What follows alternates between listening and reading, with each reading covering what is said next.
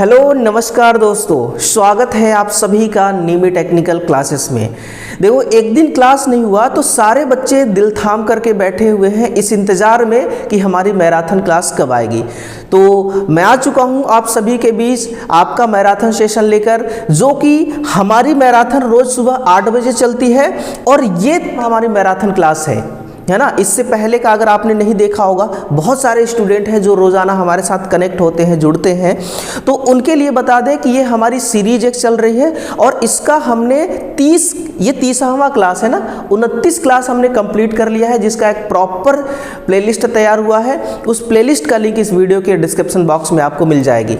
तो चलिए शुरू करते हैं और दिल से दिल तक की क्लास में दिल तक जुड़े रहिएगा और दिल का इमोजी से कमेंट सेक्शन को बिल्कुल भर देना है आपको। और फिर जितना ज़्यादा से ज़्यादा हो सके हर आपका चाहे व्हाट्सएप ग्रुप हो, फेसबुक ग्रुप हो, इंस्टाग्राम का ग्रुप हो, हर जगह इसको फैला दो, हर जगह इसको शेयर कर दो, है ना।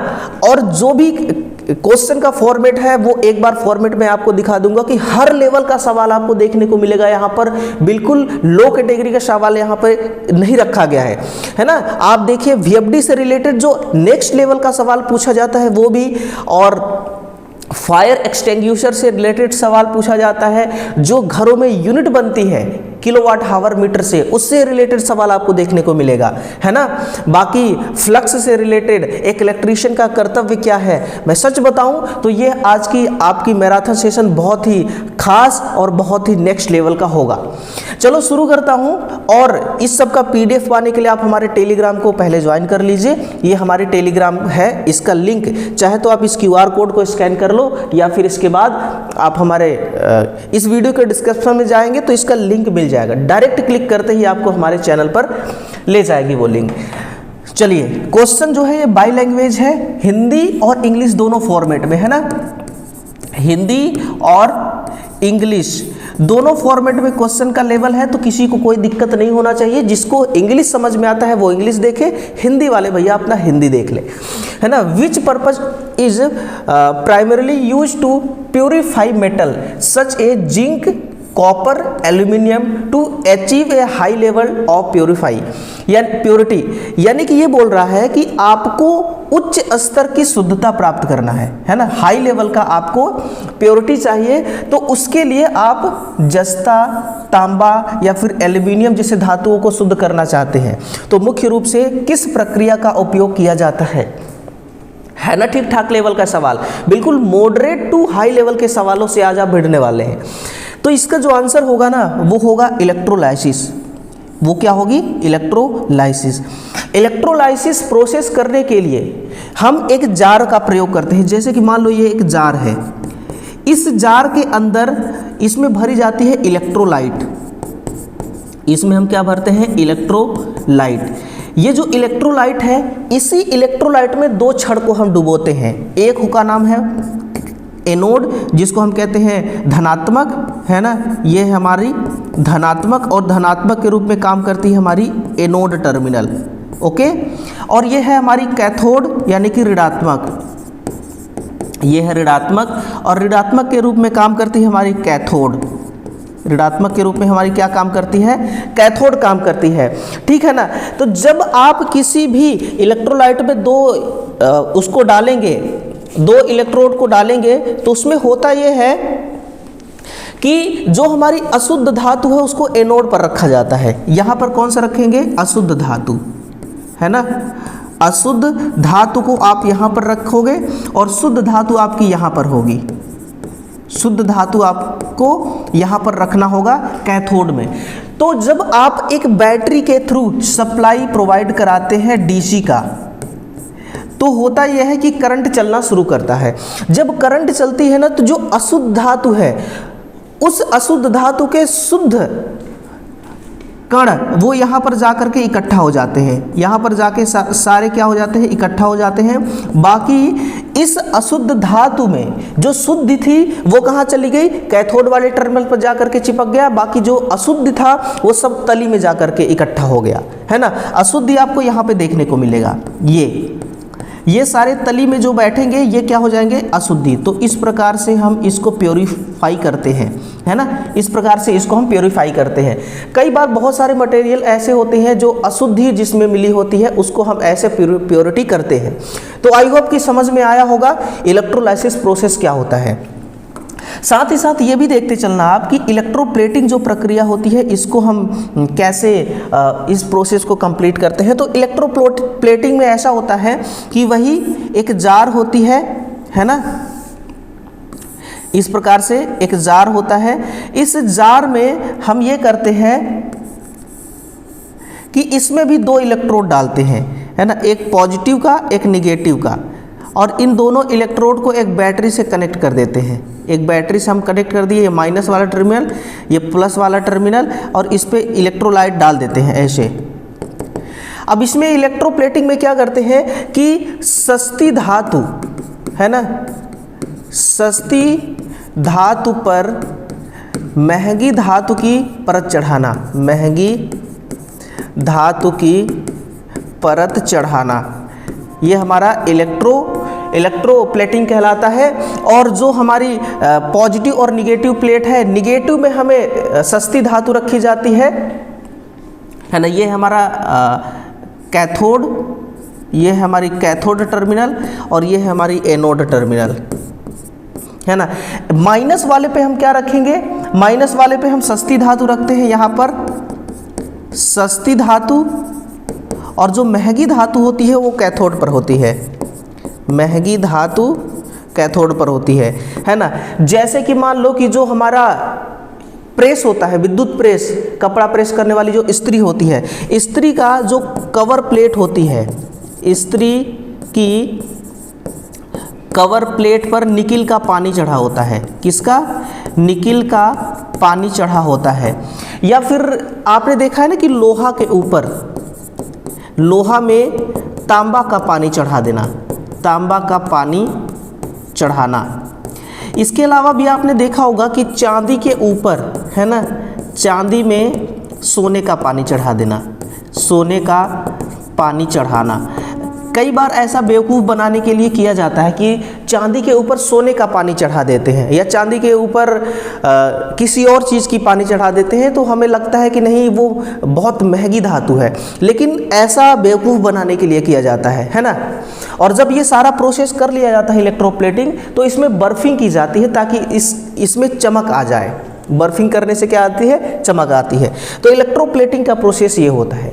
दोनों पर सवाल बनता है, एक का सवाल आपने देख लिया इलेक्ट्रोलाइसिस का, इलेक्ट्रोप्लेटिंग से भी रिलेटेड सवाल आते हैं, ठीक है। चलो अब इसका बिल्कुल हूबहू पीडीएफ मिलेगा यहाँ पर, तो इसको ज्वाइन कर लो आप अभी, और यहाँ पर पीडीएफ देख लेना। और रोज़ाना सुबह 8 बजे आपको आना है ये क्लास देने के लिए, है ना। मैं डेली आता हूँ। नेक्स्ट है कि what is the observe effect of electric current following through a conductor. ठीक बात है कि भाई कंडक्टर में ही धारा का प्रवाह होता है ना। तो किसी चालक से प्रवाहित विद्युत धारा का प्रेक्षित प्रभाव क्या कहलाता है। प्रेक्षित प्रभाव या फिर आप विशिष्ट प्रभाव, आप ये समझ लो, प्रेक्षित प्रभाव या फिर विशिष्ट प्रभाव, प्रेक्षित प्रभाव या विशिष्ट प्रभाव। देखो यार, किसी भी चालक का गुण होता है, जैसे कि मान के चलो ये एक तार है, ये क्या है, ये एक तार है। इस तार से जब हम विद्युत धारा प्रवाहित कराते हैं, यानी कि इसमें से जब करंट फ्लो होता है, तो ये तार क्या उत्पन्न करती है, उष्मा, हीट उत्पन्न करती है कि नहीं, हाँ जी करती है, हीट उत्पन्न होता है। और ये जो हीट है ये किस पे डिपेंड करता है बताओ। ये हीट जो है ये निर्भर है हमारे प्रतिरोध पर। किस पर निर्भर है, प्रतिरोध पर। यानी कि प्रतिरोध का मान ज़्यादा तो हीट ज़्यादा, प्रतिरोध का मान कम तो हीट कम। ये रेजिस्टेंस पर डिपेंड करता है हीट इसका, है ना। तो ये रेजिस्टेंस पर डिपेंड करता है इसका हीट, कि प्रतिरोध जितना ज़्यादा हीट उतना ये तार उत्पन्न करेगी, प्रतिरोध का मान कम तो हीट कम उत्पन्न करेगा। लेकिन इसी तार में एक और विशिष्ट प्रभाव उत्पन्न होता है, उसको हम कहते हैं चुंबकीय क्षेत्र। चुंबकीय क्षेत्र का इसमें डेवलप होता है या फिर निर्माण होता है, चुंबकीय क्षेत्र का निर्माण होता है। ये चुंबकीय क्षेत्र हर तार के अंदर आपको देखने को मिलेगा। किसी भी तार में आप उसमें करंट प्रवाहित करा के देख लो, इलेक्ट्रोमैग्नेट या फिर चुंबकीय क्षेत्र का निर्माण जरूर होगा, है ना। तो ये चुंबकीय क्षेत्र का निर्माण ही इसका प्रेक्षित प्रभाव कहलाता है, जिसको हम कहते हैं ऑब्जर्व, है ना। ये रहा ऑब्जर्व्ड इफेक्ट। आंसर होगा ऑप्शन नंबर डी। आयनीकरण नहीं होता है, आयोनाइजेशन नहीं होता है ना। और विद्युत प्रतिरोध, धात्विक जमाव, ये सब नहीं होगा, चुंबकीय क्षेत्र का निर्माण होता है, यही इसका प्रेक्षित प्रभाव है ना। आप भी गांठ बांध करके रख लो या फिर नोटबुक में छाप लो अपने। ओके, चलो एक बहुत भारी भरकम सा सवाल है, लेकिन इसका कॉन्सेप्ट बड़ा क्लियर है। समझना कि एक फैक्ट्री है, क्या है, एक फैक्ट्री है। फैक्ट्री में 3 फेज इंडक्शन मोटर द्वारा संचालित conveyor belt. 3 phase induction motor मतलब कि स्क्वायरल केज इंडक्शन मोटर द्वारा संचालित कन्वेयर बेल्ट की गति को समायोजित करने के लिए एसी ड्राइव का उपयोग करती है। बड़ा क्लियर है, ताकि सामग्री के वजन और प्रकार के आधार पर सुचारू संचालन सुनिश्चित किया जा सके। इस सेटअप में एसी मोटरों की गति नियंत्रण करने के लिए एसी ड्राइव आदर्श क्यों है बोला जा रहा है। पहले सवाल को समझ लो कि एक फैक्ट्री है जिसमें 3 फेज इंडक्शन मोटर के द्वारा हमने एक कन्वेयर बेल्ट को लगा रखा है। कन्वेयर बेल्ट में मान लो कि कोई फैक्ट्री से कोई एसी मैन्युफैक्चर हो रहा है और कन्वेयर बेल्ट पर एसी की पार्ट, अलग अलग पार्ट जा रही हैं। कभी एसी का हैवी पार्ट जा रहा है, कभी एसी का हल्का वाला पार्ट जा रहा है। तो जब हैवी पार्ट जा रहा है तो ज़्यादा टॉर्क चाहिए और ज़्यादा स्पीड चाहिए। कम गति वाला कोई भी कम वजन वाला कोई पार्ट जा रहा है तो गति भी कम और टॉर्क भी कम चाहिए। तो हम चाहते हैं कि संचालन जो हो रहा है ये बिल्कुल सुचारू रूप से हो, है ना। तो हमने एक ऐसा सेटअप बना रखा है। तो गति नियंत्रण करने के लिए एसी ड्राइव हम प्रयोग कर रहे हैं, बट क्यों, अब आ गया समझ में। इसलिए क्योंकि एसी आपूर्ति की आवृत्ति हम बदलते हैं एसी ड्राइव के द्वारा। एसी ड्राइव के द्वारा क्या करते हैं, एसी आपूर्ति की आवृत्ति बदलते हैं। एक बड़ा फेमस फॉर्मूला है कि सिंक्रोनस स्पीड बराबर 120 सप्लाई फ्रीक्वेंसी बटा ध्रुव, है ना, ये वो सूत्र है। यहाँ से आप देख सकते हैं कि फ्रीक्वेंसी बराबर P इंटू एन बटा 120, ये हमें एक नया सूत्र मिल गया फ्रीक्वेंसी से रिलेटेड। यहाँ से आप देख लो ना कि फ्रीक्वेंसी डायरेक्ट गति के समानुपाती है, यानी कि सप्लाई फ्रीक्वेंसी को अगर आप कम करते हैं या ज़्यादा करते हैं तो गति कम ज़्यादा होती है, क्योंकि ये डायरेक्ट जो फ्रीक्वेंसी है ये प्रभाव डालता है घूर्णित चुंबकीय क्षेत्र पर। किस पर, घूर्णित चुंबकीय क्षेत्र। जैसे आप सप्लाई फ्रीक्वेंसी को चेंज करते हैं, है ना, कम करते हैं या ज़्यादा करते हैं, तो घूमने वाला चुंबकीय क्षेत्र अपने डायरेक्शन को चेंज कर लेता है और फिर इसकी गति को एडजस्ट करता है। लेकिन वीएफडी का कुछ अपना ही अलग ही रोल है। वीएफडी में कैसे काम होता है वो सर्किट डायग्राम से थोड़ा सा समझने का प्रयास करता हूँ मैं। आप देखो यहाँ पर कि ये एक एसी कन्वर्टर है ना। ये कन्वर्टर क्या करता है कि एसी को, है ना, ये एसी को डीसी में कन्वर्ट कर देता है। एसी को डीसी में कन्वर्ट कर दिया। यहाँ पर है डी लिंक। डी लिंक के अंदर लगी है चॉपर। डी लिंक के अंदर क्या लगी है, चॉपर। ये पल्सेटिंग डीसी को शुद्ध डीसी में कन्वर्ट करता है, क्योंकि जो कन्वर्टर जो डीसी आउटपुट में दे रखा है ये शुद्ध डीसी नहीं है। इसको हमें शुद्ध डीसी बनाने के लिए हमने एक चॉपर लगा दिया। और यहीं पर एक कैपेसिटर भी लगी है। यहीं पर क्या लगा है, एक संधारित्र लगा है। और ये संधारित्र इस डीसी को स्टोर कर लेती है। क्या करती है, स्टोर कर लेती है। आगे जाती है ये, यहाँ पर मिलेगा आपको इन्वर्टर। ये इन्वर्टर पुनः इस डीसी को एसी में बदल देगा। डीसी को एसी में बदल देगा। अब जो हमें ये आउटपुट में एसी प्राप्त हुआ है, मैं यहाँ पर लिख दूं कि डीसी इसके लिए इनपुट था, आउटपुट एसी हमें दे रहा है ना। तो जो आउटपुट में हमें एसी मिला है, अब इस एसी के वोल्टेज को और फ्रीक्वेंसी को हम परिवर्तित कर सकते हैं। हम डायरेक्ट यहीं से परिवर्तित नहीं कर सकते थे। तो इसके आउटपुट में जो अब हमें आवृत्ति प्राप्त हो रही है तथा वोल्टेज प्राप्त हो रही है ना। इसको हम क्या कर सकते हैं, चेंज कर सकते हैं। इसको परिवर्तित किया जा सकता है ना, इसको परिवर्तित किया जा सकता है। तो हम क्या करते हैं, यानी कि ये जो हमारी वीएफडी है ये करती ये है कि वीएफडी हमेशा अपने फ्रीक्वेंसी, सप्लाई फ्रीक्वेंसी तथा वोल्टेज को, ये इसके अनुपात को ये स्थिर बनाए रखने का प्रयास करती है, स्थिर बनाए रखने की कोशिश करती है।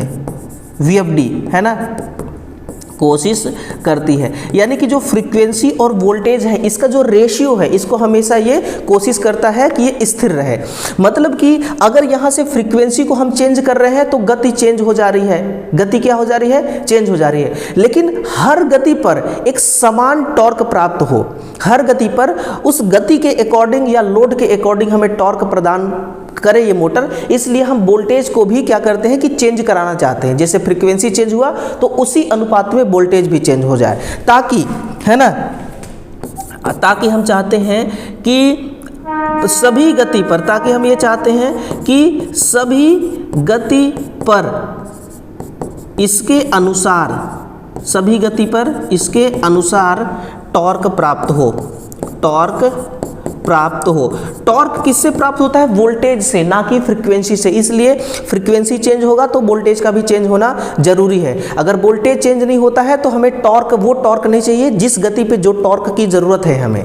ओके, तो ये पूरा प्रॉपर VFD का फंक्शंस होता है, ऐसे VFD होते हैं। और फाइनली कहा जाता है कि VFD हमारी इतनी अच्छी मशीन है कि ये ऊर्जा सेविंग का काम करती है ना, ये ऊर्जा बचत करती है। सबसे बड़ा बेनिफिट यही है, सबसे बड़ा, है ना, सबसे बड़ा बेनिफिट यही है हमारा कि ऊर्जा का सेविंग करना VFD। तो यही बात है कि गति नियंत्रित करने के लिए AC ड्राइव आदर्श क्यों है, क्योंकि ये आपूर्ति की आवृत्ति बदलते हैं जिससे गति बदलती है, और ये अपने वोल्टेज के और फ्रीक्वेंसी के अनुपात को कांस्टेंट रखता है, ताकि फ्रीक्वेंसी चेंज करो तो वोल्टेज भी हमारी चेंज हो सके और हमें टॉर्क जैसा चाहिए वैसा मिल सके।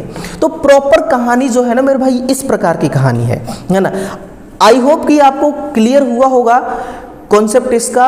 और अब सवाल जो है ना यहाँ पर बहुत सारे बन सकते हैं इस यहाँ सर्किट डायग्राम से। कन्वर्टर का क्या काम होता है VFD में, डी लिंक के अंदर क्या लगी होती है और डी लिंक क्यों होता है ना, इन्वर्टर का क्या काम होता है, ठीक है। तो अब मतलब कि इसको कांस्टेंट करके पावर को तब हम इस मोटर को देते हैं, तब मोटर इस प्रकार से कार्य करती है। ओके, चलिए, इसी प्रकार का कंटेंट पाने के लिए आप रोजाना आते रहिए और सेशन में बने रहिए शुरू से अंत तक, और बिल्कुल दबा दबा के शेयर करते रहिए, है ना, शेयर वाला बटन दबाकर।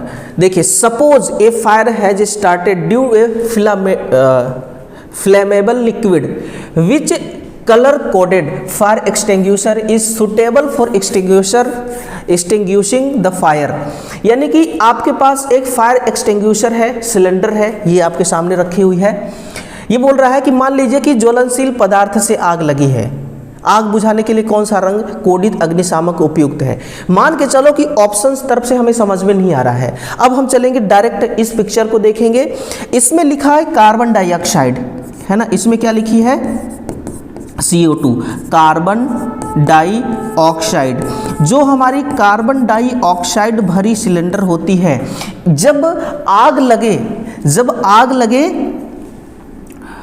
लगे मान लो कि तेल से, है ना, जैसे कि डीजल,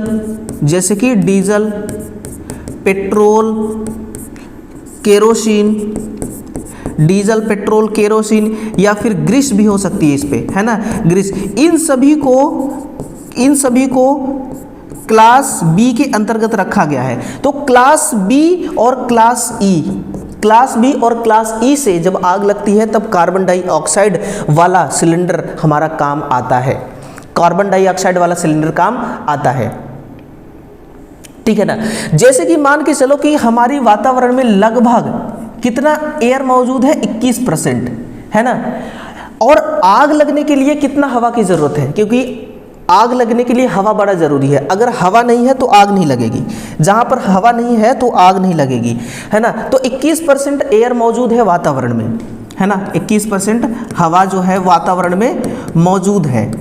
इस 21% में से 16% चाहिए आग लगने के लिए, 16% हवा चाहिए आग लगने के लिए, है ना, आग लगने हेतु। लेकिन आग बुझाने के लिए इस 16% में कितने % हवा को हम कट कर दें तो आग बुझ जाएगी, वो मान है 12.5%, 12.5% हवा जो है ना, ये हवा की सप्लाई कट कर दो, हवा की सप्लाई बंद कर देने पर, हवा की सप्लाई बंद कर देने पर आग बुझ जाती है, आग बुझ जाती है ना। तो ये भी एक नया मसाला है आपके एग्जाम के लिए कि टोटल 21% हवा मौजूद है वातावरण में, 16% चाहिए आग को लगने के लिए, और 16% में से 12.5% अगर हवा का सप्लाई कट कर दिया जाए तो आग हमारी बुझ जाती है। तो ये फायर एक्सटिंग्विशर जो है ये CO2 इसमें भरा हुआ है। क्लास बी और क्लास ई प्रकार के अग्निशामक यंत्र से क्लास बी और क्लास सी श्रेणी के आग लगी है तो उसको ये बुझा सकेगा। और आप देख सकते हैं काली पट्टी वाला लाल, यानी कि पूरा लाल कलर है और बीच में पट्टी कैसा है, ब्लैक कलर का, तो ये काली पट्टी वाला लाल, ये आपका करेक्ट आंसर हो जाएगा। बाकी और भी हमारे पास हैं, ये क्रीम पट्टी वाला, तो जब आग लगे बी प्रकार का है ना, जब श्रेणी बी से आग लगती है तब क्रीम पट्टी वाला अग्निशामक यंत्र प्रयोग होता है। पीली पट्टी वाली प्रयोग होता है ये ए और एफ है ना, ए और एफ,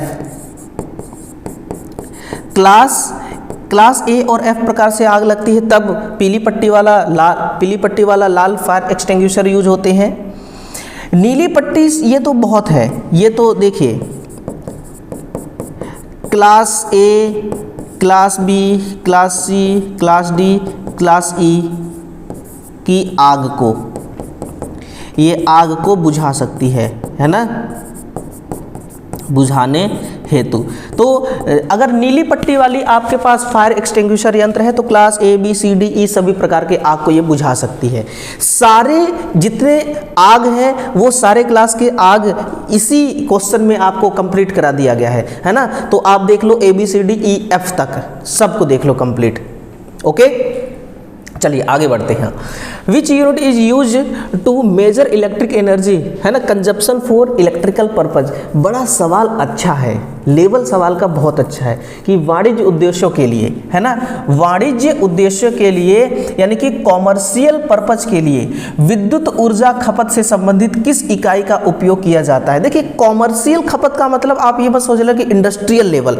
कॉमर्शियल का मतलब ये होता है कि जैसे मान के चलो कि आप कोई धंधा करना चाह रहे, आप कोई बिजनेस, जैसे थाली प्लेट बनाने वाली, थाली पत्तल ग्लास बनाने वाली, आप एक छोटा सा आप बिजनेस चालू करना चाहते हैं, ठीक है ना, और उस बिजनेस में जो आपकी मशीन थाली बनाने वाली आई है उसमें मान के चलो चाहे 2 HP का ही मोटर क्यों ना लगा हो, लेकिन वो अब कॉमर्शियल पर्पज, कॉमर्शियल आपके कॉमर्शियल के अंतर्गत आएगा, वो घरेलू के अंतर्गत नहीं आएगी, है ना। तो ये मैटर नहीं करता है कि आपके मोटर की रेटिंग कितना है, ये मैटर करता है कि आप काम किस लेवल का कर रहे हैं। तो आप बिजनेस लेवल का कर रहे हैं तो वो कॉमर्शियल लेवल के अंतर्गत आएगी, भले ही उसमें लो कैटेगरी का मोटर लगी हो। क्लियर। तो बोला जा रहा है कि कॉमर्शियल पर्पज के लिए विद्युत ऊर्जा खपत से संबंधित किस इकाई का उपयोग किया जाता है। तो ये किलोवाट हावर का करते हैं यार, सिंपल सी बात है ना। KWH मीटर जो होता है ये किलोवाट हावर मीटर कहलाती है। इसको हिंदी में कही जाती है एनर्जी मीटर, इसको हिंदी में कहते हैं एनर्जी मीटर। और ये एक प्रकार से एक यूनिट होती है, ये क्या होती है, एक प्रकार से यूनिट होती है ना, किलोवाट हावर। मतलब कि ये जो हमारी घर होती है ना, घरों में और वाणिज्यिक क्षेत्रों में ये बिजली का बिल बनाने के काम आता है। किस लिए? बिजली बिल कैलकुलेट करने के लिए, मापन हेतु इसका प्रयोग किया जाता है किलोवाट हावर का। किलोवाट हावर का मतलब समझिए, है ना। KWH का अर्थ क्या होता है वो मैं आपको कंप्लीट आज बताई देता हूँ। किलोवाट हावर का मतलब होता है कि 1 किलोवाट की शक्ति को, 1 किलोवाट की पावर को अगर 1 घंटे तक चलाया जाए, 1 घंटे तक चलाया जाए तो कितना बिजली का बिल बनेगा, या फिर बिजली की कितनी यूनिट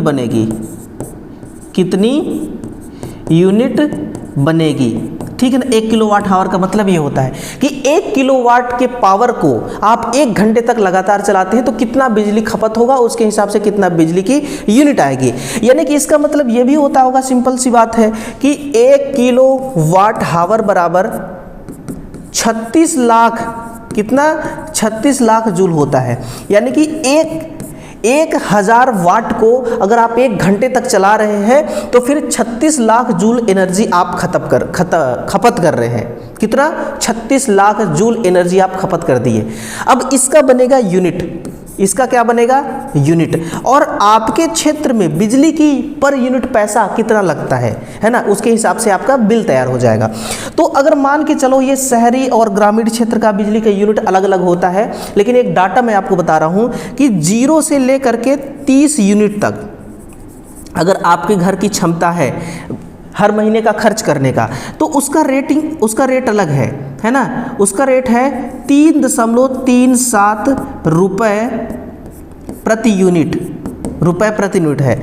अगर 31 से लेकर के 50 यूनिट आप बिजली का खर्च करते हैं हर महीने, तो ये 4.27 रुपये प्रति यूनिट के हिसाब से आपका बिल बनता है ना। ये रुपए है, ध्यान रखना।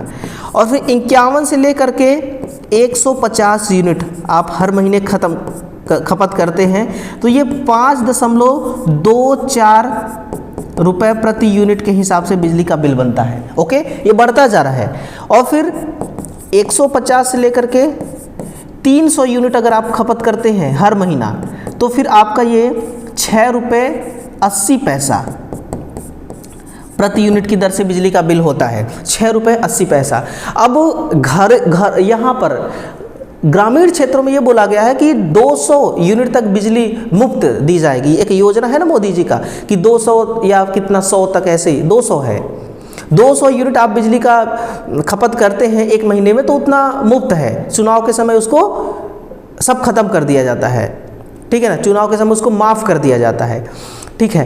तो भले ही चुनाव के समय ये माफ़ कर दे गवर्नमेंट, लेकिन भाई किसी न किसी प्रकार से आपसे पैसा ये वसूल कर ही लेती है। अभी देखो ये कितना, ये पता है जितने भी बच्चे ITI कर रहे हैं, वर्तमान लेटेस्ट अपडेट मैं आपको दे रहा हूँ, 2025 में जितने बच्चों ने एडमिशन लिया है, तो जो बीजेपी सरकार है, इन्होंने, हमारे मध्य प्रदेश की बीजेपी सरकार ने क्या कर रखा है कि एक सार्थक ऐप बना रखा है। उसमें उन्होंने कहा कि सारे बच्चे 3 शिफ्ट उन्होंने बना रखा है, 6:30 बजे से लेकर 12 से लेकर 3:30 से लेकर के 6 बजे तक, है ना। 3 शिफ्ट में कॉलेज चलेगी और जिस बच्चे का 6 बजे शिफ्ट में नाम है, 6 बजे वाले शिफ्ट में, उसको 6 बजे कॉलेज में आकर के अटेंडेंस लगाना होगा सार्थक ऐप में। अगर ऐसा नहीं करता है तो हम उसको स्कॉलरशिप नहीं देंगे। यानी कि सीधा सा वार है दोस्तों कि आपके स्कॉलरशिप को रोकना। जो भी गरीब ST SC समुदाय के लोग हैं, जो OBC के गरीब समुदाय के लोग हैं, इनको ही मिलता है ना छात्रवृत्ति, तो डायरेक्ट वार किया जा रहा है इनके स्कॉलरशिप को बंद करने की, ताकि लाडली बहना योजना जैसी ये जो बेकार सा है ना, ये जो महिलाओं को पैसा दिया जाता है, वो पैसा को रिकवर कर रहे हैं। भी पैसा है नहीं सरकार के पास, सरकार वैसे भी लोन पे डूबी पड़ी है। अब पैसा कहीं दिख नहीं रहा है तो बच्चों का स्कॉलरशिप को रोक दो और फिर उसी पैसे को लाडली लक्ष्मी बहना योजना, ये जो है, मतलब कि इतनी बुरी ये योजना है कि सीधे महिलाओं का वोट इसमें खरीदा जाता है। और महिलाएं भी इसमें समझते नहीं, बहुत खुश हो रही हैं, अरे हमारी मोहन सरकार ये कर रही है। अरे आप 1000 रुपये में खुश हो सकती हो, मैं नहीं कहता कि खुश नहीं हो सकती, 1000-1500 में खुश हो सकती हो, लेकिन अपने बच्चों का भविष्य फिर देखना बंद कर दो आप। या तो एक हाथ में पैसा ले लो या फिर भविष्य ले लो। भविष्य आपके परिवार को एक उज्जवल प्रकाश देगा, आपके परिवार को एक रोशनी, एक चिराग देगा। और ये पैसा आप खुद जान सकती हैं कि पैसा क्या देगा, है ना। तो ठीक है ना, ये पूरा टारगेट होता है। बाकी ये यूनिट के हिसाब से मैंने रेट बता दिया, अपने MP का रेट बता रहा हूँ, मैं अपने मध्य प्रदेश का रेट बता रहा हूँ। तो ये रेट चल रही है किलोवाट आवर की। और 1 किलोवाट की पावर अगर आप खपत करते हैं तो समझ लिए एक घंटे में 36 लाख जूल का एनर्जी आप खपत कर देते हैं। तो ये होता है वाणिज्यिक यानी कि कॉमर्शियल पर्पज से, लेकिन औद्योगिक पर्पज से देखना है ना, उद्योगों में किलोवाट आवर नहीं चलता, BOT चलता है। है ना। उद्योगों में क्या चलता है, बीओटी, जिसको कही जाती है board of unit, board of trade unit. Next है कि किस प्रकार के सोल्डर का पिघलने का बिंदु पारस्परिक सोल्डर से कहीं अधिक होता है। Which type of solder has a melting point significant higher than traditional solder. तो ट्रेडिशनल सोल्डर तो हमारा फ्लक्स कोर सोल्डर नहीं है, मिश्रित सोल्डर नहीं है, लेड आधारित भी नहीं है, लेड मुक्त सोल्डर होगा। आंसर लेड मुक्त सोल्डर होगा। लेड मुक्त सोल्डर मतलब इसमें लेड नहीं मिला है, तो क्या क्या मिला होगा, इसमें तांबा मिला है, इसमें मिला है तांबा, प्लस इसमें मिली है टीन, प्लस इसमें मिला होता है चांदी, सिल्वर, है ना। कहीं पर देखने को मिला इसमें लेड, लेड मुक्त है यानी कि लेड से फ्री है। देखना इसका जो तापमान, इसका जो मेल्टिंग पॉइंट होती है ना, इसका जो मेल्टिंग पॉइंट होता है ना, ये होती है 217 degree centigrade Celsius, 217 degree Celsius होता है इसका मेल्टिंग पॉइंट, यानी कि गलन बिंदु। बहुत ज़्यादा होती है क्योंकि तांबा जो होता है ना, इसका गलनांक जो होती है वो होता है 1083 डिग्री सेंटीग्रेड। टीन का होता है आपका आई थिंक 232 है ना, तो 232 डिग्री सेंटीग्रेड। और चांदी का तो हर किसी को पता है कि 661 है, हम 660 ही इसको जानते हैं ना, 661 दशमलव कुछ % है इसका गलनांक, लेकिन 6 डिग्री सेंटीग्रेड, लेकिन 660 इसको अप्रॉक्सीमेटली माना जाता है। तो ये इसका टोटल गलनांक है और फिर गलन बिंदु 217 डिग्री सेंटीग्रेड है, इसलिए पारस्परिक से कहीं अधिक है। क्योंकि लेड आधारित से अगर आप इसको कंपेयर करते हैं लेड आधारित से, तो इसका होता है गलन बिंदु, इसका गलन बिंदु बहुत कम होता है इससे, 183 डिग्री सेंटीग्रेड, 183 डिग्री सेंटीग्रेड इसका होता है और 217 इसका होता है। तो इसके अकॉर्डिंग तो कंपेयर आप कर लो, ज़्यादा ही होता है ना लेड मुक्त सोल्डर का। चलिए अगला नेक्स्ट है, देखिए which of the following task fall under the scope of the electrician trade in general electric work. बड़ा क्लियर सवाल है कि एक इलेक्ट्रीशियन है, सामान्य विद्युत कार्य के अंतर्गत इलेक्ट्रीशियन ट्रेड के दायरे में आता है। आप इलेक्ट्रीशियन हो किसी भी कहीं पर, आप जैसे कि आप टीओ के अलावा, ट्रेनिंग ऑफिसर के अलावा आप किसी की भी तैयारी कर रहे हैं तो इलेक्ट्रीशियन बनेंगे या टेक्नीशियन बनेंगे, यही बनेंगे आप, है ना। तो इलेक्ट्रीशियन ट्रेड के दायरे में कौन सा विद्युत कार्य आता है? सुरक्षा कोड के अनुपालन में विद्युत प्रतिष्ठानों का निरीक्षण और प्रमाणन करना नहीं, आपका काम नहीं है। आपका काम है ना इंस्पेक्शन करना नहीं है, किसी चीज़ को सर्टिफाई करना नहीं है। आप सर्टिफाई करेंगे नहीं, आप सर्टिफाई करने के लिए नहीं बने हैं। इमारतों में बिजली के तारों, ये सही बोल रहा है, बिजली के तार, जुड़नार और नियंत्रण यानी कंट्रोलिंग सिस्टम को स्थापित करना और उनका मेंटेनेंस करना। इलेक्ट्रीशियन का मतलब ही होता है मशीनों का रखरखाव करना, अनुरक्षण करना और बिजली का काम करना, बस। बाकी दुनियादारी आप भूल जाओ। तो ये ऑप्शन नंबर बी बिल्कुल 100% हमें सेटिस्फाई कर रहा है, 100%। बड़े निगमों के लिए जटिल दूरसंचार, अरे दूरसंचार आ गया मतलब कि कम्युनिकेशन, टेलीकम्युनिकेशन, और ये आईटी डिपार्टमेंट इसको देखती है। कौन सा डिपार्टमेंट देखेगी? ये आईटी डिपार्टमेंट का काम है, ये आपका काम नहीं है। रेफ्रिजरेटर, वॉशिंग मशीन जैसे घरेलू उपकरणों की मरम्मत और रखरखाव करना, ठीक है। अब रेफ्रिजरेटर है, एसी है, वॉशिंग मशीन है, इसमें खराब क्या है? इलेक्ट्रिकल पार्ट खराब है कि मैकेनिकल पार्ट खराब है? मैकेनिकल होगा तो मैकेनिकल वाला जाएगा, है ना, इलेक्ट्रिकल होगा तो इलेक्ट्रिकल वाला जाएगा। लेकिन यहाँ से कंफर्मेशन नहीं मिल पा रहा है कि इलेक्ट्रिकल के लिए काम है कि किसके लिए मरम्मत करने का काम है, ठीक है। इसलिए ऑप्शन नंबर जो बी है यही आपका सही होगा। घरेलू विद्युत परिपथों में किस प्रकार का तार धातु निकाय के साथ जुड़े सभी उपकरणों और एम्प्लाइसेस की सुरक्षा सुनिश्चित करता है ना। Which type of wire in domestic electric circuit ensure the safety of all appliances and equipment connected to metal bodies. सुरक्षा सुनिश्चित करना ये तो अर्थिंग का काम है, आंसर अर्थवायर ही होगा, आंसर अर्थवायर होगा। अर्थ तार का काम क्या है? देखिए अर्थ तार का पहले कलर देखना, तो एसी में, एसी प्रणाली में इसका कलर कैसा होता है? हरा। एसी प्रणाली में इसका रंग होता है हरा, है ना। जब हरा होता है तो मैं भी हरा से ही लिखूँगा, मैं भी लाल से नहीं लिखूँगा। और डीसी प्रणाली में तो देखना अलग अलग हो सकता है। डीसी प्रणाली में इसका जो रंग है ना वो होता है ग्रे कलर का भी, यानी कि भूरा भी हो सकता है, सफ़ेद रंग का भी हो सकता है, और इसके अलावा भी रंग हो सकते हैं, है ना। तो ये अलग अलग सिस्टम में अलग अलग इनका अर्थ तार का कलर होता है।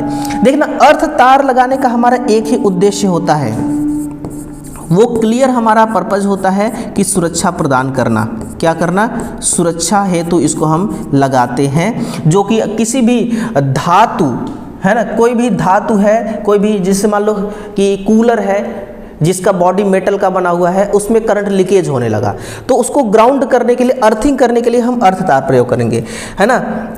लेकिन अर्थ वायर और ग्राउंड में अलग चीज़ है। जो ग्राउंड वायर होता है ना, ग्राउंडिंग सिस्टम जो होता है, ग्राउंड सिस्टम का प्रयोग ना केवल सुरक्षा प्रदान करना, है ना, ना केवल सुरक्षा प्रदान करना, बल्कि इसके साथ साथ जो हमारी वायरिंग प्रणाली होती है ना, जो हमारी वायरिंग प्रणाली होती है, वायरिंग प्रणाली को ये संतुलित करता है, बैलेंस, संतुलित तथा ये वोल्टेज को नियंत्रित करता है, वोल्टेज को नियंत्रण करता है। नियंत्रण करने का मतलब संतुलित करता है, नियंत्रण करने का मतलब संतुलित करता है।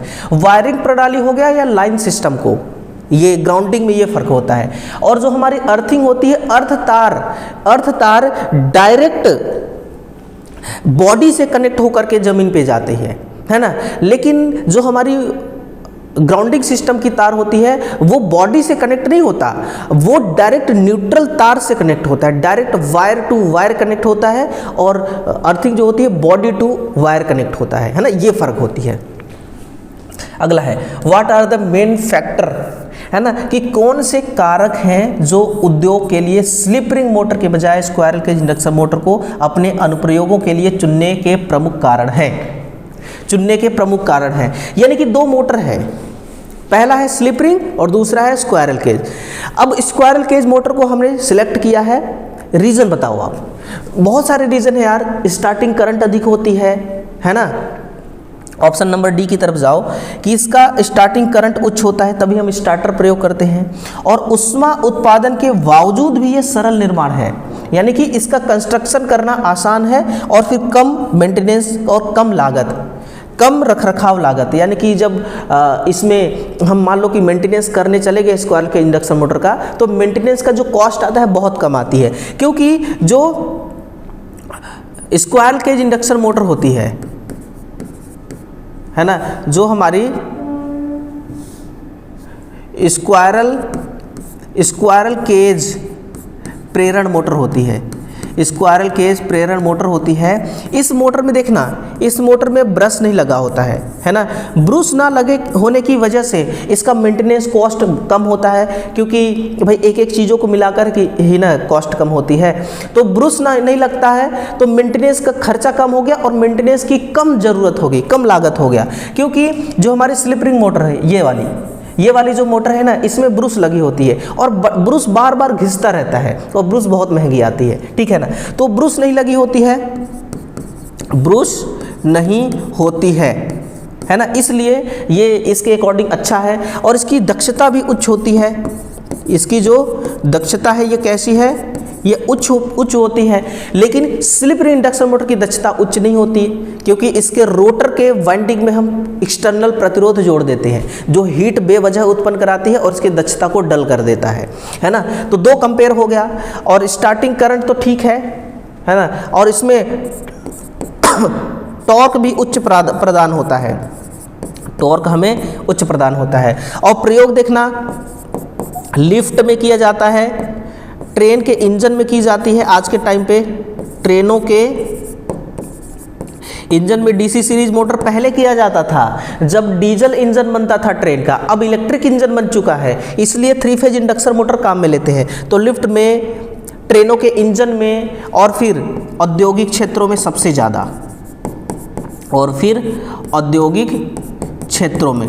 तो इन स्थानों में 3 phase induction motor, square cage induction motor का बहुलता से प्रयोग किया जाता है। और आप कहीं भी देख लीजिए, कहीं भी आपको slip ring motor, SRM motor बहुत कम देखने को मिलेगा, है ना। और एक फ़ायदा इसका है कि ये बहुत सस्ती होती है ना, बहुत सस्ती होती है according to slip ring induction motor के। बहुत महंगी होती है स्लिप रिंग इंडक्शन मोटर, है ना, हल्के में मत लेना। एक परिपथ के सवाल अगला है कि एक परिपथ में एक स्थिर क्रॉस सेक्शनल एरिया, पकड़ना क्वेश्चन को, कि एक स्थिर क्रॉस सेक्शनल एरिया वाला बेलनाकार चालक का प्रयोग किया जाता है यदि चालक की लंबाई दोगुनी कर दी जाए तथा पदार्थ और तापमान स्थिर रखा जाए तो प्रतिरोध के नियम के अनुसार चालक का प्रतिरोध कितना प्रकार बदलेगा। बहुत क्लियर इसका आंसर है मेरे भाई, बहुत क्लियर है। देखो आपके पास तार है ना, 2 तार हैं, ये देखो आपके पास 2 तार है, आपके पास 2 तार है, ठीक है ना। ये बोला जा रहा है कि ये तार है तांबा का, और दूसरा जो तार है ना ये भी है तांबा का ही, ये भी तांबा का ही तार है। इसकी इसकी लंबाई है, मान के चलो लंबाई L है ना, लेंथ इसका क्या है L, और इसके लेंथ को कर दिया गया है 2L। कुल मिलाकर के तार दोनों एक ही पदार्थ के हैं। बोला गया है ना कि पदार्थ में बदलाव मत करिए और ना ही तापमान में बदलाव करिए, तापमान उतना ही रहेगा दोनों का, और तार ही एक ही पदार्थ के बने हुए हैं, है ना।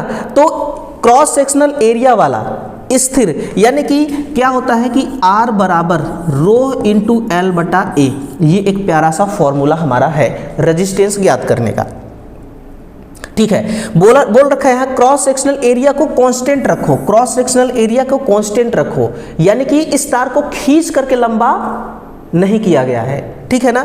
तो क्रॉस सेक्शनल एरिया जितना, मान के चलो कि ये 2.5 mm स्क्वायर का था, 2.5 mm स्क्वायर का तार था, तो ये भी 2.5 mm स्क्वायर का ही तार है। क्रॉस सेक्शनल एरिया में कोई बदलाव नहीं हुआ है। तो क्रॉस सेक्शनल एरिया को स्थिर रखा जाए तो इस हिसाब से तो आप देखोगे तो रेजिस्टेंस डायरेक्ट लंबाई के समानुपाती हो गया यार, है कि नहीं है, लंबाई के समानुपाती हो गया। आपको यहाँ पर बोला गया है कि लंबाई को 2 गुना कर दी जाए, अगर लंबाई को 2 गुना करोगे तो रेजिस्टेंस भी 2 गुना होगा, है ना। तो 2R हो जाएगा अगर आप लंबाई को 2L करोगे तो आंसर होगा ऑप्शन नंबर A, प्रतिरोध 2 गुना हो जाएगा, प्रतिरोध 2 गुना हो जाएगा। लेकिन एक नाम मैंने जिक्र किया कि तार को खींच करके लंबा नहीं किया गया है, लेकिन अगर मान के चलो कि तार को खींचकर 2 गुना किया जाए, 2 गुना किया जाए तो प्रतिरोध कैसा होगा। तो प्रतिरोध इस प्रकार होगा कि R बराबर रो इंटू L बटा A के अकॉर्डिंग देखा जाए तो R जो है ना ये L के डायरेक्ट समानुपाती है, और R जो है ये एरिया के व्युत्क्रमानुपाती है, ठीक है ना।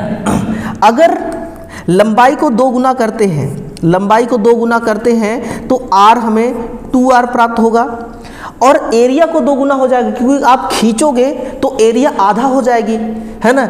मान लो 2 mm का है तो 1 mm का तार पतला न हो जाएगा तो एरिया आधा हो जाएगी, एरिया कितना हो जाएगी 1/2 हो जाएगी, और फिर से रेजिस्टेंस यहाँ पर 2R होगा। तो 2R और 2R जोड़ दो, 2R प्लस 2R जोड़ो तो क्या मिलेगा 4R।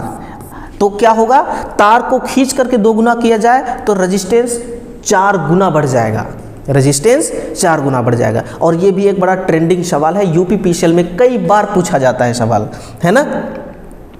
अब तो हमें ये भी पता चल जाता है ना कि किस एग्जाम में कौन सा सवाल ज़्यादा पूछा जाता है, ठीक है। अब यूपीपीसीएल में भी देखो अभी आंदोलन जम करके चल रहा है और चीज़ें निकल करके आ रही हैं, प्राइवेटाइजेशन का भी घोर आंदोलन चल रहा है, उसका विरोध चल रहा है।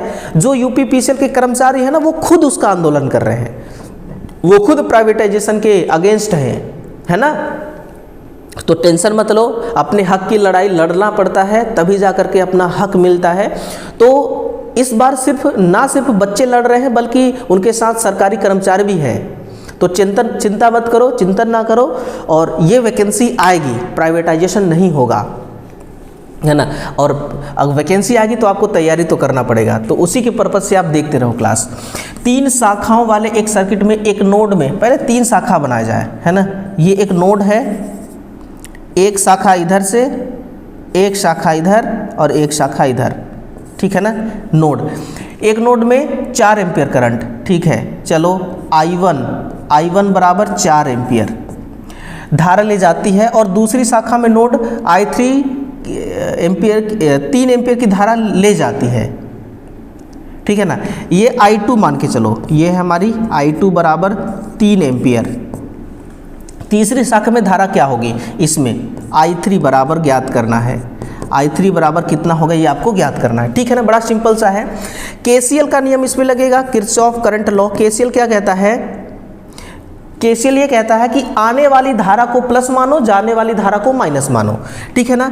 तो उसके अकॉर्डिंग देखा जाए तो I1 plus I2 plus I3 बराबर 0, है ना। यही ना KCL ने कहा है, किरचॉफ का करंट लॉ यही कहता है कि आने वाली धारा और जाने वाली धारा का बीजगणितीय योग 0 होता है, तो 0 हो गया।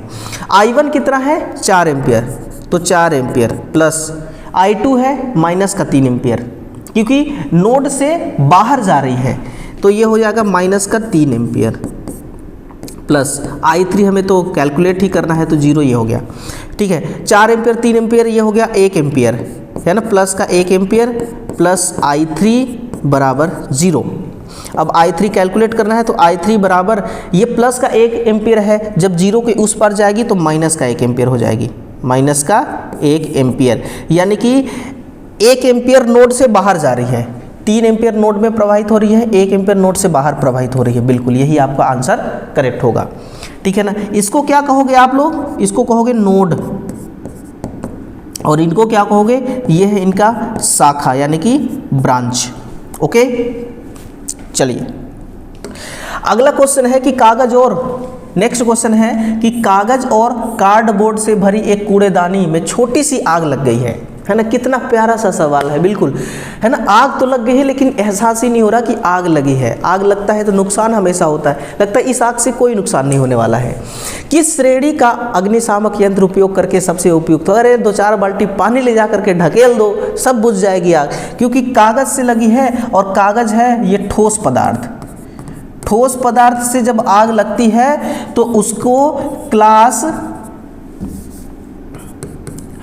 क्लास A प्रकार की आग माना जाता है, और ऐसा आग लगे ना तो पानी से बुझा दो आप। कार्बन डाइऑक्साइड क्लास A और क्लास E से आग लगती है, क्लास A और क्लास E से लगी आग को बुझाने के लिए प्रयोग करते हैं। फोम टाइप केवल क्लास B से जब आग लगती है तो फोम टाइप यंत्र का प्रयोग करते हैं। Which of the following is considered a circular particle for effective hazard identification and prevention in electrical safety and construction site? कोई निर्माण साइट होगा, हाँ ये है, तो निर्माण स्थलों पर विद्युत सुरक्षा से में प्रभावी खतरे की पहचान और रोकथाम के लिए निम्नलिखित में से कौन सी महत्वपूर्ण प्रथा मानी जाती है। ये होता है ना, हमारे हिंडाल्को कंपनी है, कोई सा भी कंपनी हो, आप उसमें देखते होंगे कि अगर सड़क पर आप चल रहे हैं तो बहुत सारे सेफ्टी साइन बोर्ड आपको देखने को मिलेगा, जिसमें बोला जाएगा कि आगे स्पीड ब्रेकर है, या फिर स्पीड ब्रेकर नहीं भी रहेगी तो बोला जाएगा ये भीड़ भाड़ वाला एरिया है, 30 किलोमीटर पर आवर की स्पीड से ज़्यादा गाड़ी ना चलाएं, है ना, वगैरह वगैरह सारी चीज़ें लिखा होता है। या फिर लिखा होगा कि यहाँ पर एक पैनल लगी जिसमें 33,000 वोल्टेज आ रही है, इसको टच ना करो, या लिखा होगा कि दौड़ करके रोड क्रॉस ना करें। तो बहुत भांति भांति प्रकार का आपको देखने को मिलेगा कि साइन बोर्ड लगे होते हैं। वही बता रहा है कि खतरा से रिलेटेड एक साइन बोर्ड लगा है, ठीक है ना, पहचान करने के लिए और रोकथाम के लिए, ताकि खतरे को आप भाप सको कि यहाँ पर खतरा है और उसका रोकथाम किया जा सके। कौन सी प्रथा मानी जाती है? उचित ग्राउंडिंग के साथ उपकरणों को सामग्री का उपयोग करना, संशोधित पर्यवेक्षकों को वार्षिक विद्युत सुरक्षा नहीं। क्या होगा? प्रशिक्षित कर्मियों को विद्युत उपकरण संचालित करने की अनुमति दे, विद्युत सुरक्षा पर दैनिक टूल बॉक्स वार्ता आयोजित करना, विद्युत क्षतिग्रस्त विद्युत तारों को तब तक न, ये तो होगा नहीं, ये दोनों तो होंगे नहीं। नुकसान के लिए विद्युत उपकरणों का नियमित निरीक्षण करें, यही होगा आंसर। नुकसान के लिए उपकरण का नियमित निरीक्षण करें, यानी कि रेगुलर इंस्पेक्शन करो आप रेगुलर इंस्पेक्शन करिए, ताकि जो भी कोई खराबी आने वाली हो उसको पकड़ सको आप कि हाँ ये पार्ट खराब हो रही है, ये मशीन खराब हो रही है, या फिर मशीन चल रही है उससे बहुत ज़्यादा आवाज़ आने लगी है, या कोई भी दिक्कत आ रही है। अगर रेगुलर आप इंस्पेक्शन करोगे तो उस दिक्कत को आप पकड़ सकते हो, और दिक्कतें जब पकड़ में आती है टाइम से, तब बड़ी दुर्घटना होने से हम बच सकते हैं, बड़े दुर्घटना होने को रोक सकते हैं। तो रोकथाम की बात कर रहा है, तो बड़े दुर्घटना को, बड़े एक्सीडेंट को रोका जा सकता है अगर डेली आप इंस्पेक्शन करोगे तो इंस्पेक्शन डेली करना चाहिए, ये महत्वपूर्ण प्रथा है। एक एसी सर्किट में बहुत अच्छा सवाल है दोस्तों, ऐसे सवाल को तो मैं सल्यूट करता हूं कि ऐसा सवाल आपके एग्जाम में पूछा जाए कि एक एसी सर्किट में एक कैपेसिटर लगा है और एक इंडक्टर लगा है। ध्यान से सुनना, एक कैपेसिटर लगा है और एक इंडक्टर लगा है, दोनों के दोनों लोड के पैरेलल में कनेक्ट हैं। कैपेसिटर सर्किट की समग्र प्रतिक्रियाशील शक्ति और स्पष्ट शक्ति को कैसे प्रभावित करता है, इंडक्टर को भूल जाओ। अब बात कर रहे हैं हम कैपेसिटर पर, है ना, क्योंकि कैपेसिटर से बोला रखा है कि सर्किट की समग्र। देखना यार कि एक कैपेसिटर है ना, एक है कैपेसिटर, और कैपेसिटर को हम क्या कहते हैं, संधारित्र भी कहते हैं ना, संधारित्र, एक संधारित्र है, और एक है इंडक्टर, इंडक्टर को हम प्रेरक कहते हैं। ठीक है, ये दोनों लोड के समांतर क्रम में जुड़े हुए हैं। अब देखना, ये जो हमारी कैपेसिटर है ये ऊर्जा स्टोर करती है विद्युत क्षेत्र के रूप में। किस रूप में? ये ऊर्जा को स्टोर करती है विद्युत क्षेत्र के रूप में, और ये ऊर्जा स्टोर करती है चुंबकीय क्षेत्र के रूप में। ठीक है, चुंबकीय क्षेत्र के रूप में। यहाँ तक की बातें समझ में आ गई? ठीक है, ये जो हमारी कैपेसिटर है, इसका काम है, इसका कार्य क्या है? इसका कार्य ये है कि प्रतिक्रियाशील शक्ति यानी कि रिएक्टिव पावर को यह क्या करता है? सप्लाई करता है, सप्लाई करता है, यानी कि विद्युत क्षेत्र के रूप में एनर्जी को स्टोर करेगा और फिर आउटपुट में क्या देगा? Reactive power. और ये क्या करता है? इसका कार्य क्या है? इसका कार्य है रिएक्टिव पावर को एब्जॉर्ब करना, अवशोषित करना, ये इसका काम है ना। अब चीज़ें ज़्यादा समझ में आएंगी। अब ऐसे समझो आप कि मान लो कि पावर होती है हमारे पास एक एक्टिव पावर, या फिर ऐसे समझो कि हमारे पास पावर होती है ये वाली पावर, ये स्पष्ट पावर है ना, स्पष्ट पावर जिसको हम कहते हैं एक्टिव पावर। स्पष्ट पावर, हमारे पास स्पष्ट पावर होती है। इस स्पष्ट पावर में एक्टिव और रिएक्टिव दोनों पावर होते हैं, एक्टिव और रिएक्टिव दोनों पावर होते हैं। कौन कौन सा? Active power plus reactive power.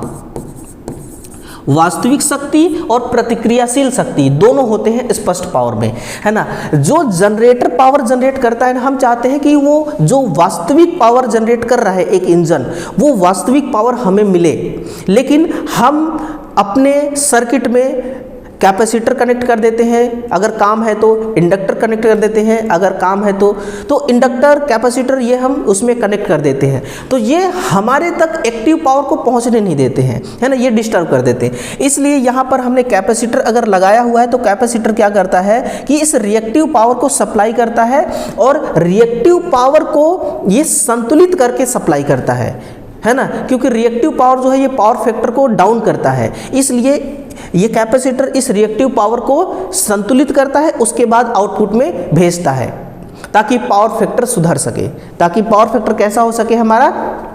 Power factor सुधर सके, है ना। तो टोटल जो कहानी है मेरे भाई, ये कहानी होती है कि पावर फैक्टर को सुधारा कैसे जाता है। तो इस प्रकार से पावर फैक्टर हमारी सुधरती है। अब ये पूछा जा रहा है कि कैपेसिटर कैसे प्रभावित करता है रिएक्टिव पावर को। तो यह प्रतिक्रियाशील शक्ति को बढ़ाता नहीं है, यह सर्किट में प्रतिक्रियाशील या स्पष्ट शक्ति में इसका कोई महत्वपूर्ण प्रभाव नहीं है, यह प्रतिक्रियाशील शक्ति को कम करता है। भाई प्रतिक्रियाशील शक्ति जो है, रिएक्टिव पावर जो है, ये पावर फैक्टर को खराब करता है ना। तो खराब कर रहा है और कैपेसिटर का काम है पावर फैक्टर को सुधारना। तो ये रिएक्टिव पावर शक्ति को कम करता है, रिएक्टिव पावर शक्ति को ये क्या करता है, हमेशा कम करता है ना। नेक्स्ट देखो, सुरक्षा प्रणाली में एक सपाट गैल्वेनाइज्ड धातु यानी कि एक चपटे आकार का जीआई की सीट है, उसको जमीन में गहराई तक गाड़ना है और उसे विद्युत प्रणालियों से जोड़ना है। यह किस प्रकार की अर्थिंग कहलाएगा। अरे प्लेट अर्थिंग किधर है, ऑप्शन ए में प्लेट अर्थिंग। यही से समझ जाओ, एक सीट की बात कर दिया है ना। तो सीट है जो है प्लेट अर्थिंग, और इसका प्रयोग देखना कहाँ कहाँ पर की जाती है। ट्रांसफार्मर में करी जाएगी, सब स्टेशन में करी जाएगी, सब स्टेशन में करी जाएगी, है ना। इसके अलावा ग्रिड स्टेशनों में भी की जाती है, ग्रिड स्टेशनों में भी की जाती है। वाणिज्य उद्योगों में, वाणिज्यिक क्षेत्रों में इसका प्रयोग किया जाता है। मतलब कि इसका प्रयोग वहाँ किया जाएगा, इसका प्रयोग वहाँ होता है जहाँ अर्थिंग तार एक से अधिक हो, जहाँ अर्थिंग तार एक से क्या हो, अधिक हो, और उन सभी को समांतर क्रम में कनेक्ट करना हो, तो वहाँ पर प्लेट अर्थिंग लगाना जरूरी हो जाता है। तो ट्रांसफार्मर में एक से अधिक अर्थिंग होती है। ट्रांसफार्मर की एक बॉडी से, एक न्यूट्रल तार से, और एक उसके जिस पे ट्रांसफार्मर रखी जाती है उसको क्या बोलते हैं, चैनल, चैनल से। तो एक ट्रांसफार्मर से 3 अर्थिंग तार निकलेंगे। सब स्टेशनों में तो 10-10 अर्थिंग तार होते हैं, बहुत ज़्यादा होते हैं। उन सभी को समांतर क्रम में कनेक्ट करना होता है। तो वहाँ पर रॉड अर्थिंग काम में नहीं आएगा, फिर प्लेट अर्थिंग काम में आएगी, है ना। ये बात होती है। इलेक्ट्रोकेमिकल सेल में कैथोड को इलेक्ट्रोड के रूप में परिभाषित किया जाता है। कहाँ कमी होती है, इलेक्ट्रोकेमिकल सेल में कमी बिंदु के रूप में क्यों पहचाना जाता है ना। क्यों पहचाना जाता है, क्योंकि कैथोड इलेक्ट्रोकेमिकल डिवाइस में करंट को प्रवेश करने की अनुमति देता है, इसलिए। देखिए समझिए, है ना, ध्यान से समझिए। ये एक जार है, ठीक है। इस पे हमने क्या कर दिया, 2 इलेक्ट्रोड कनेक्ट कर दिया, ये पहला और ये दूसरा, है ना। एक है माइनस और दूसरा है प्लस। मान के चलो यहाँ पर हमारी एक बैटरी कनेक्ट है, ठीक है ना। ये हमारी एक बैटरी कनेक्ट है, ये देखो बैटरी से कनेक्ट ये हो गया। अब जब ये बैटरी से कनेक्ट हो गई, बैटरी का ये प्लस टर्मिनल, ये माइनस टर्मिनल, इलेक्ट्रॉन किधर से किधर चलते हैं, इलेक्ट्रॉन चलेंगे हमारे इधर से निगेटिव से पॉजिटिव की तरफ इलेक्ट्रॉन चलेंगे, है ना। इलेक्ट्रॉन निगेटिव से पॉजिटिव की तरफ चलेंगे, और धारा I जो है ना, जो धारा है हमारी करंट, वो चलती है पॉजिटिव से निगेटिव की तरफ, निगेटिव की तरफ चलती है ना। ये सभी को पता है। तो इस इलेक्ट्रोड में इलेक्ट्रॉन चलेंगे माइनस से प्लस की ओर, लेकिन करंट क्या होगा कि करंट प्लस से चलेगा माइनस की तरफ और कैथोड में आकर के प्रवेश करेगा। कैथोड में क्या करेगा, प्रवेश करेगा। तो ये बोल रहा है कि कैथोड इलेक्ट्रोकेमिकल डिवाइस में करंट के प्रवेश की अनुमति देता है। यानी कि कैथोड हमारी ये है, ये हमारी कैथोड टर्मिनल है, ठीक है, और ये है एनोड टर्मिनल, ये है एनोड टर्मिनल। तो एनोड से धारा निकलेगी और कैथोड में जाकर के प्रवेश करेगी। आंसर ऑप्शन नंबर सी होगा। एक विद्युत परिपथ में विचार करें जहां न्यूट्रल तार और अर्थ तार दोनों अलग अलग उद्देश्य के लिए जुड़े हुए हैं। परिपथ में सामान्य परिस्थिति में बिना किसी करंट या वोल्टेज के उतार चढ़ाव के कौन सा तार अधिक करंट ले जाएगी। देखो जैसे कि मान के चलो कि ये हमारी एक एसी है ना, 2 टन का एसी, 2 टन का हमारे पास एक एसी है। इसको हमें देना है फेज और देना है न्यूट्रल तार, है ना। ये हमारी 2 टर्मिनल से कनेक्ट है और यहाँ पर वोल्टेज सोर्स हमने कनेक्ट कर रखा है, सिंगल फेज 230 वोल्ट, ठीक है ना। ये है फेज तार और ये है न्यूट्रल तार। मान के चलो कि 2 टन की एसी जो है ये 50 एम्पीयर का करंट ले रही है। कितना 50 एम्पीयर की करंट चल रही है इस फेज तार से।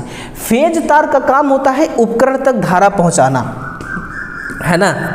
फेज का काम क्या होता है, उपकरण तक धारा पहुंचाना, ये केवल काम होता है किसका, फेज का। और न्यूट्रल तार का काम क्या होता है, न्यूट्रल तार का काम होता है धारा वापसी हेतु पथ प्रदान करना, न्यूट्रल तार का ये काम होता है। यानी कि 50 एम्पीयर करंट जो हमारी एसी तक गई, अब वो 50 एम्पीयर करंट हमारी वापस भी आएगी। 50 एम्पीयर करंट हमारी किसके थ्रू वापस आएगी, न्यूट्रल तार के थ्रू। तो ये बोल रहा है कि कौन सा तार अधिक करंट ले जाएगा, है ना, तो ये न्यूट्रल तार, सामान्य परिस्थिति में न्यूट्रल तार करंट ले जाएंगे। ये आपका करेक्ट यही आंसर होगा। अगर मान के चलो 50 एम्पीयर करंट न्यूट्रल तार वापस नहीं आया न्यूट्रल तार में ना, तो यहाँ पर एक लगी होगी RCCB, और ये RCCB ना तुरंत इसको सेंस करेगा कि भाई बाकी का करंट कहाँ चला गया, है ना, मतलब लीकेज हो गया, तो ये लीकेज करंट को तुरंत सेंस करेगी और सर्किट को ट्रिप करा देगी। ठीक है, तो न्यूट्रल तार से करंट उतना ही वापस आता है जितना फेज से आता है, लेकिन इन्होंने लिखा है कि अधिक तार करंट आती है, अधिक कहाँ से आएगी, जितना जाएगी उतना ही तो रिटर्न होगा। रिटर्न पाथ का काम करता है ना। XLPE cable is an HT cable, the full form of XLPE यानी कि cross link paper insulated paper, यही होगा आपका option number D, cross link paper ethylene paper, ये आपका करेक्ट आंसर होगा। ये HT केबल में प्रयोग किया जाता है। यदि एक DC सीरीज मोटर का लोड तथा फ्लक्स स्थिर रखा जाए तथा इसके आर्मेचर को दी जाने वाली वोल्टता में 5% की वृद्धि कर दिया जाए, रोटर की स्पीड कैसी होगी। अभी बताता हूँ कैसा होगा। N बराबर क्या होता है, V minus armature current into armature resistance बटा फ्लक्स। इन्होंने क्या बोला है कि फ्लक्स को कांस्टेंट रख दो, नियत, ये चेंज नहीं होना चाहिए, ऐसा मान के चलो। तो वोल्टेज को बढ़ाते हैं तो आप देखिए गति और वोल्टेज एक दूसरे के समानुपाती है कि नहीं। वोल्टेज में 5% बढ़ा दिया गया, इन्होंने बढ़ा दिया 5%, तो गति भी 5% हमारी बढ़ जाएगी, है ना। गति भी 5% क्या होगी, बढ़ जाएगी। वोल्टेज बढ़ाओ 5% बढ़ जाएगी, तो 5% बढ़ेगी, क्या होगी, 5% बढ़ेगी। देखना यार, DC सीरीज मोटर जो होता है ना, इस DC सीरीज मोटर में दो टॉर्क होता है। एक होता है प्रारंभिक टॉर्क जिसको कहते हैं स्टार्टिंग टॉर्क, प्रारंभिक टॉर्क, और एक होता है रनिंग टॉर्क, जिस टॉर्क पर ये हमारी मोटर चलती रहती है। तो रनिंग टॉर्क जो होता है, ये रनिंग टॉर्क T जो होता है ना, ये आर्मेचर करंट के केवल समानुपाती होता है। बाकी स्टार्टिंग टॉर्क जो होती है ना, ये आर्मेचर करंट के वर्ग के भी समानुपाती होता है। जैसे कि इसका ग्राफ मैंने आपको कई बार बताया भी है, चलो रिवीजन करा देता हूँ कि स्टार्टिंग ग्राफ इस प्रकार से मिलता है, फिर ये रनिंग ग्राफ है ना। यानी कि पॉइंट A से लेकर के पॉइंट B तक का जो हमें टॉर्क मिल रहा है, इसको हम कहेंगे स्टार्टिंग टॉर्क, है ना, प्रारंभिक टॉर्क ये कहलाएगी। और अब अभी के समय जो ये टॉर्क है, ये आर्मेचर करंट के वर्ग के समानुपाती है। इसका आकार जो कई बार पूछा जाता है ना कि कैसा आकार मिलता है, तो हमें पैराबोला आकार मिलता है स्टार्टिंग टॉर्क का। B से लेकर के C तक का जो टॉर्क है, इसको हम कहते हैं रनिंग टॉर्क।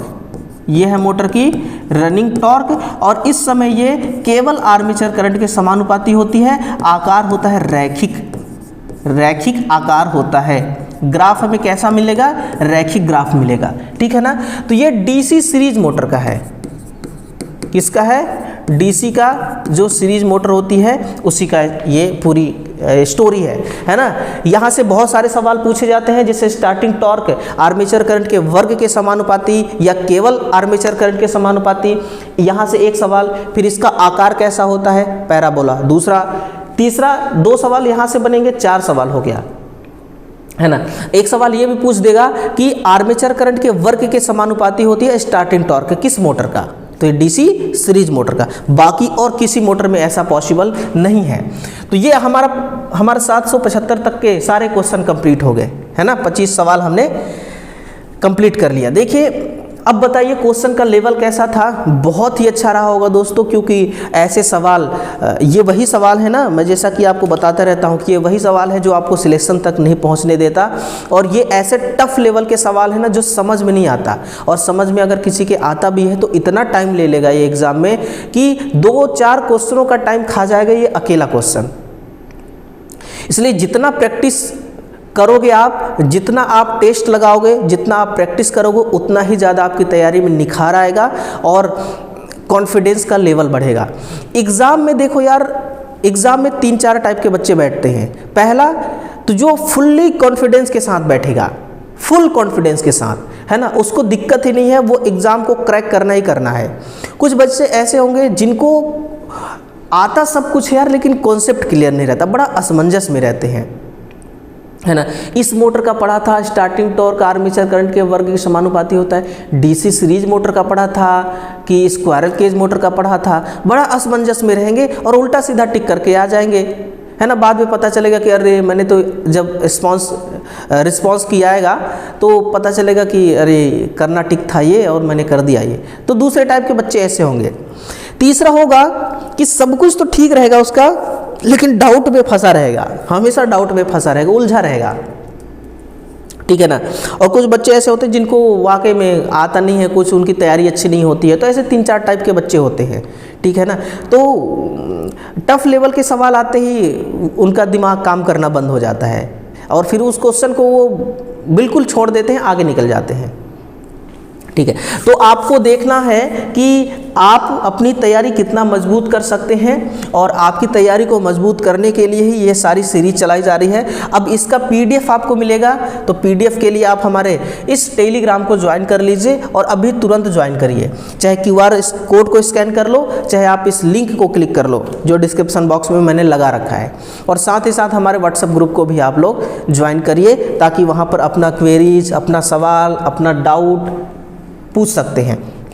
चलिए, 30 नंबर का हमारा मैराथन सीरीज सक्सेसफुल रहा, बच्चों का प्यार मिला और ज़्यादा से ज़्यादा बच्चों ने शेयर भी किया होगा, और जो बच्चे अभी तक शेयर नहीं किए हैं वो लोग शेयर कर दें, और रोज़ाना सुबह 8 बजे तैयार रहिएगा हमेशा एक मैराथन क्लास के लिए। चलिए, धन्यवाद।